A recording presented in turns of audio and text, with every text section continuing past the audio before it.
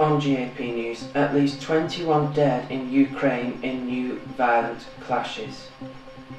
Condemnation of the violence in Ukraine came from the Western world today, as the country's president tried and failed to crush protesters.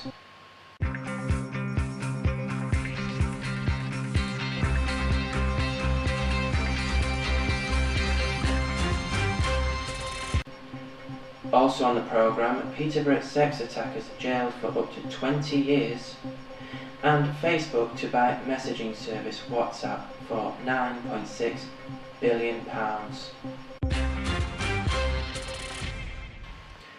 Hello and welcome to GAP News. I'm Gary Pendlebury. Riot police were forced to retreat from advancing protesters in Kiev as the bloody violence continued today.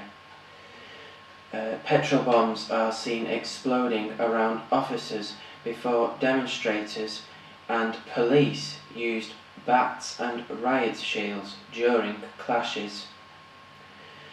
At least 21 people have been killed as international leaders called on the Ukrainian government to end the violence. Britain has called for an international response to the ongoing violence in the Ukraine as European Union foreign ministers prepare to discuss sanctions against those responsible. Arriving in Brussels, Foreign Secretary William Hague said there had to be an immediate and far-reaching change in attitude of the authorities in Kiev following the latest clashes between police and anti-government demonstrators, which has left at least 21 civilians dead. The Ukrainian ambassador was summoned to London earlier in the day to be told that the violence towards protesters was unacceptable. Mr. Hague said it was now up to the EU to put pressure on the Ukrainian authorities to bring the bloodshed to an end.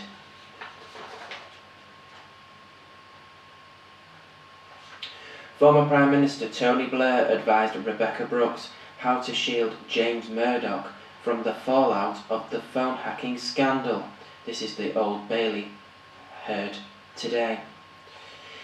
In an email exchange between Brooks and Murdoch, Ms. Brooks described how Mr. Blair acted as an unofficial advisor as the scandal started to emerge, and said that she should launch an independent investigation and publish a Hutton-style report that would clear James Murdoch of any wrongdoing. The former Prime Minister also allegedly advised taking sleeping pills during an hour-long conversation with Brooks in July 2011, the hacking trial was told. According to Brooks, Mr. Blair advised no rash short-term solutions as they only gave you long-term headaches.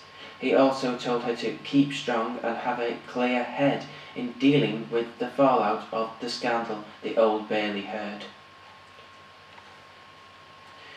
The email suggests Mr. Blair advised that the criminal investigation into activities at the newspaper would pass and they should tough up.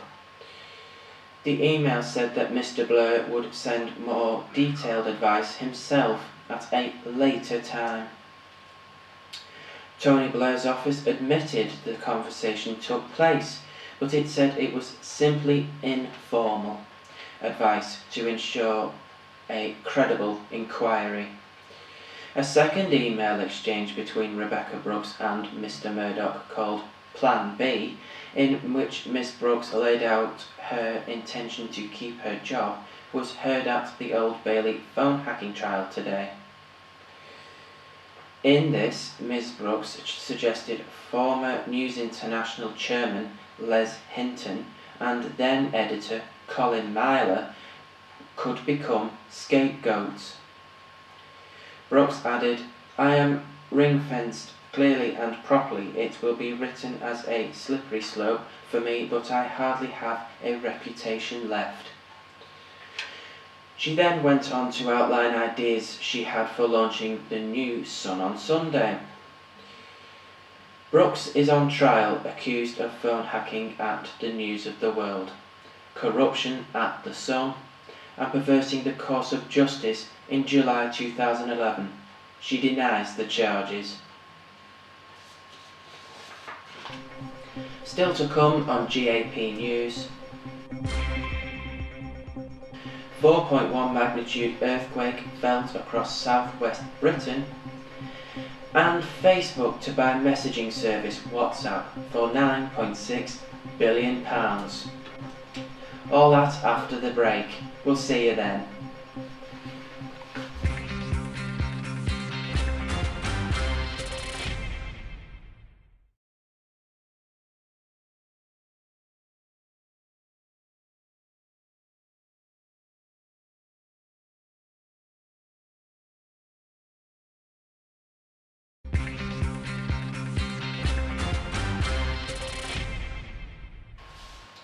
Welcome back, you're watching GAP News, and a reminder of our top story.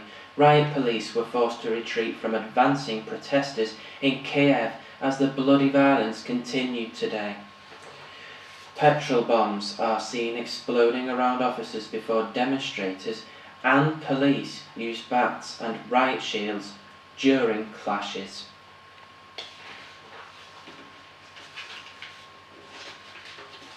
Now, did you feel an earthquake this afternoon in Swansea, Llanelli, or another area of southwest Wales?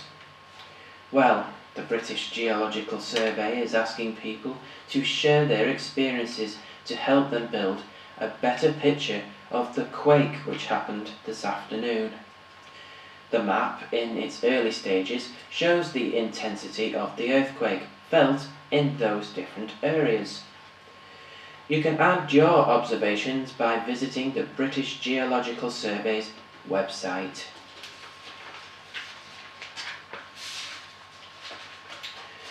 A group of sex attackers have been sentenced today for a series of rapes and sex assaults against 5 vulnerable girls in Peterborough. One is as young as 12 years old.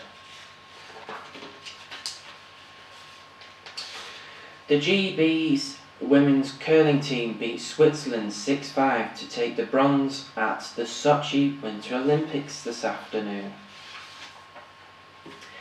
And finally, Facebook will buy mobile messaging service WhatsApp for $16 billion, £9.6 billion. Facebook founder Mark Zuckerberg said he was excited by the deal, which would make the world more open and connected. Facebook's buyout of WhatsApp values the messaging service at $19 billion when share deals are taken into account, the equivalent of just over £11 billion. That exceeds the market valuation of some huge British and global brands such as Sainsbury's and ITV. That's it from us. Thanks for watching. We'll see you soon. Bye bye.